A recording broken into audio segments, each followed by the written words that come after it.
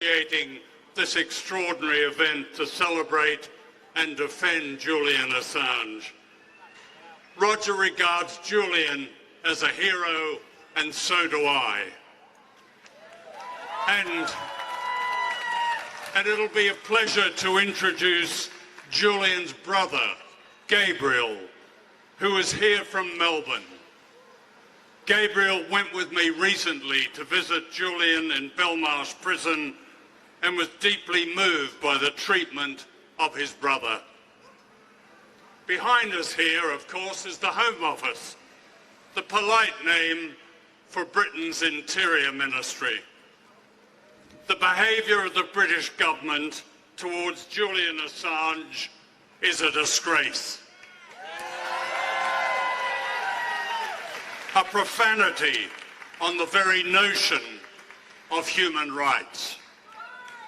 It's no exaggeration to say that the treatment and persecution of Julian Assange is the way dictatorships treat a political prisoner.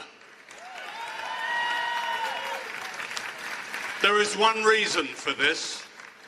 Julian and WikiLeaks have performed an historic public service by giving millions of people facts on why and how their governments deceive them secretly and often illegally, why they invade countries, why they spy on us. Julian is singled out for special treatment for one reason only: he is a truth teller. His case is meant to send a warning to every journalist and every publisher, the kind of warning that has no place in a democracy. I spoke to Julian at the weekend. He'd been just allowed to have his first proper exercise. He was allowed to pace up and down in a small bitumen yard.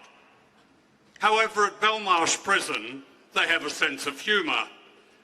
On the walls facing the so-called exercise yard are happy, clappy words about the blades of grass beneath your feet.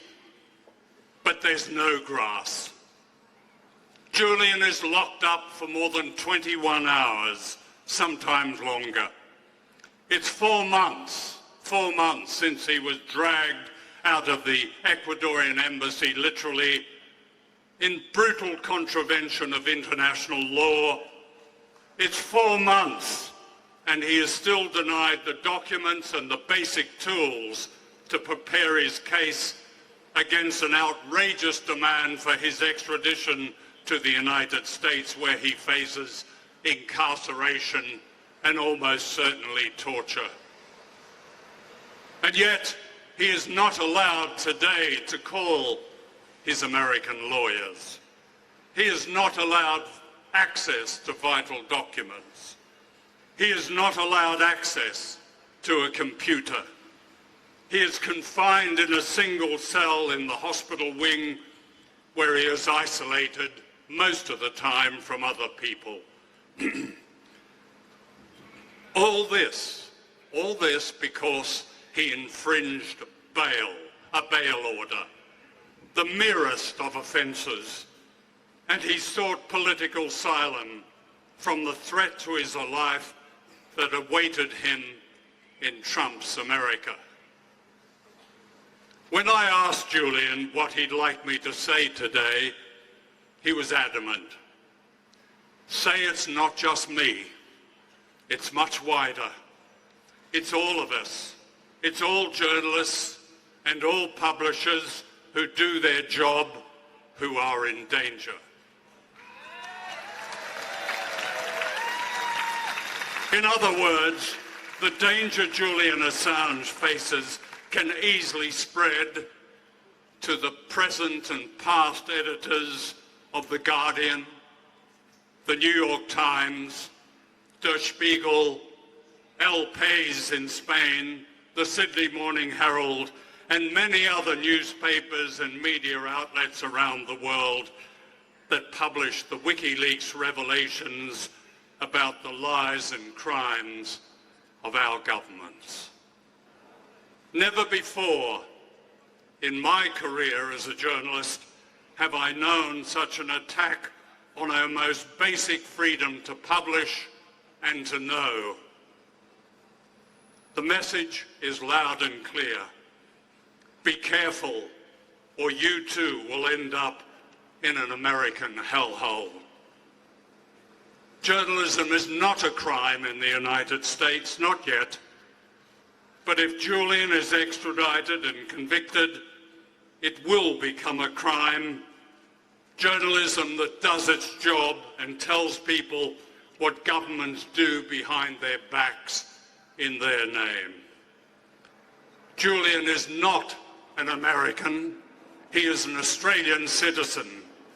WikiLeaks, which he founded, is not a US-based publication. But the meaning of his extradition could not be clearer.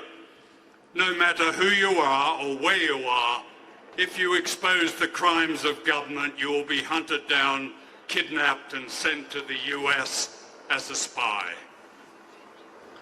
17 out of the 18 charges that Julian faces in America relate to the routine work of an investigative journalist, which is protected under the First Amendment of the US Constitution. The 18th charge about hacking doesn't even relate to him, and even the prosecution over there say that. The whole thing is a sham. The US prosecutors know it's a sham. A federal judge recently declared effectively it's a sham. The British government know it's a sham. The Australian government knows it's a sham. That's why Julian is locked up more than 21 hours a day in a maximum security prison and treated worse than a murderer. Why is that? Why is he not protected by international law, as the United Nations Working Party has demanded? He is to be made an example, that's why. What happens to Julian Assange and to Chelsea Manning is meant to intimidate us, to frighten us into silence.